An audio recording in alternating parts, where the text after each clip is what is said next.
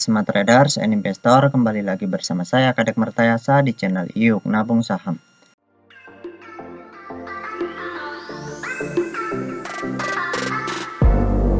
Nah, di episode kali ini kita akan membahas salah satu perusahaan yang direquest oleh Widyastri, kode sahamnya Harum, nama perusahaannya yaitu PT Harum Energi Tbk. Oke, untuk mempersingkat waktu, langsung saja kita cek datanya di aplikasi iPod. Jika Anda menyukai konten-konten kami mengundang Anda untuk mengklik tombol like dan subscribe agar Anda mendapatkan video terbaru kami setiap minggunya. Selanjutnya di sini kita ganti kode sahamnya Harum. Kemudian kita enter. Nah, kalau kita lihat grafiknya, selama setahun terakhir, perusahaan PT Harum Energi Tbk ini pernah menyentuh ke harga tertingginya di harga Rp2.950 per lembar, kemudian terendahnya di harga Rp940 per lembar.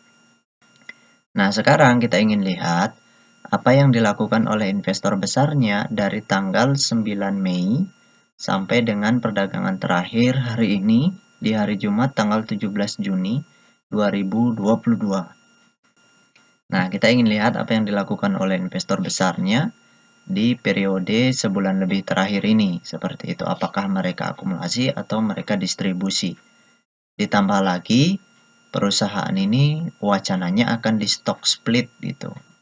Apa hubungannya dan ada pengaruhnya atau tidak, seperti itu. Nanti saya akan jelaskan. Oke, langsung saja kita cek data broker summary-nya. Kita klik kolom Browsum. Selanjutnya di sini kita ganti kode sahamnya Harum. Kemudian di sini kita ganti tanggalnya dari tanggal 09/05 sampai dengan tanggal 17 Juni 2022. Oke, kita show.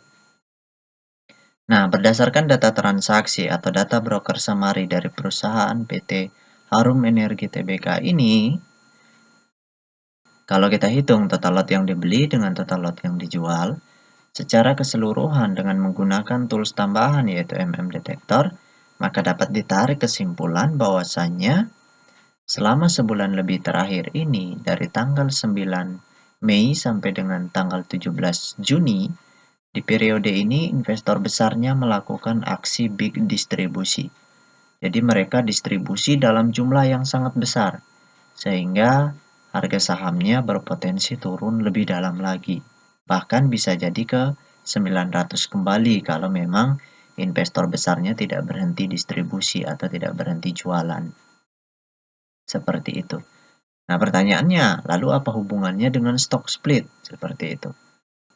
Nah, kebijakan stock split atau pemecahan saham menjadi nilainya menjadi lebih murah, itu tujuan dasarnya adalah untuk lebih terjangkau ke investor retail atau ke investor kecil seperti itu. Ditambah lagi itu bisa meningkatkan likuiditasnya. Nah, hubungan stock split dengan penurunan harga itu bisa saja terjadi, bisa saja tidak, seperti itu. Kembali ke hukum kebebasan investor besarnya. Kalau setelah stock split, itu banyak retail-retail yang ingin membeli, kemudian investor besarnya distribusi, maka potensi harga sahamnya jatuh itu sangat besar sekali, seperti itu.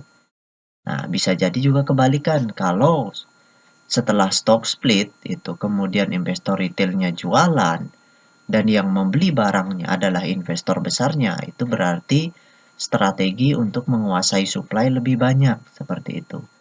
Kemudian setelah itu belum tentu harganya naik, belum tentu juga harganya turun, tergantung investor besarnya. Bisa saja di fase mereka mengumpulkan atau akumulasi, harganya dibuat sideways seperti itu. Setelah mereka menguasai supply lebih besar, lebih banyak, barulah harga sahamnya di markup sangat tinggi untuk kembali membuat harga sahamnya menjadi lebih mahal, seperti itu. Jadi murni itu strategi dari kebijakan yang dilakukan oleh perusahaan atau emiten itu sendiri.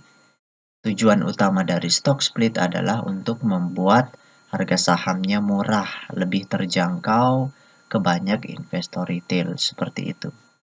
Nah, tergantung nanti niatnya di balik aksi itu apa seperti itu. Apakah akumulasi atau distribusi. Makanya sangat penting kita membaca data broker summary-nya seperti itu. Ditambah lagi kita harus mengecek data peta kepemilikannya. Kalau orang-orang yang memiliki porsi kepemilikan besar itu menambah porsinya, artinya mereka akumulasi seperti itu.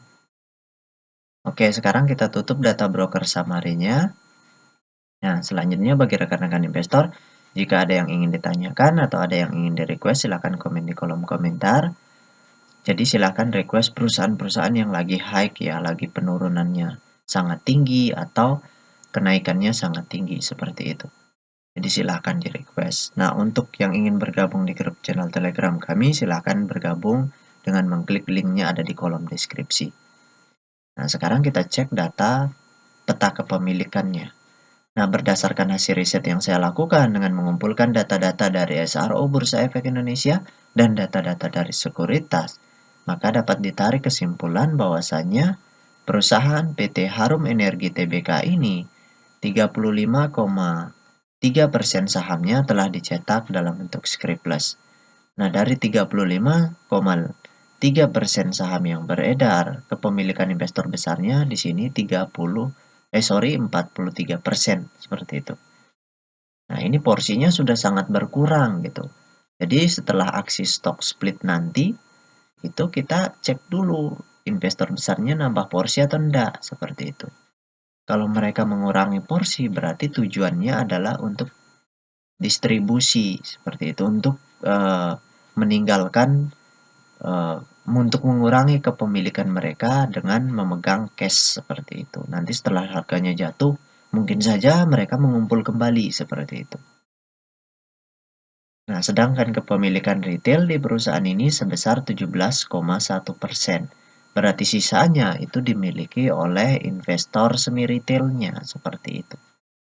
Jadi keterlibatan investor semi retail itu juga berpengaruh terhadap pergerakan harga. Nah, itu saja yang dapat saya sharingkan untuk Widyastri. Jadi, untuk rekan-rekan investor, jika ada yang ingin ditanyakan atau ada yang ingin di-request, silahkan komen di kolom komentar. Untuk yang ingin bergabung di grup channel Telegram kami, silahkan klik linknya ada di kolom deskripsi. Baik rekan-rekan investor, see you next time. Salam cuan selalu.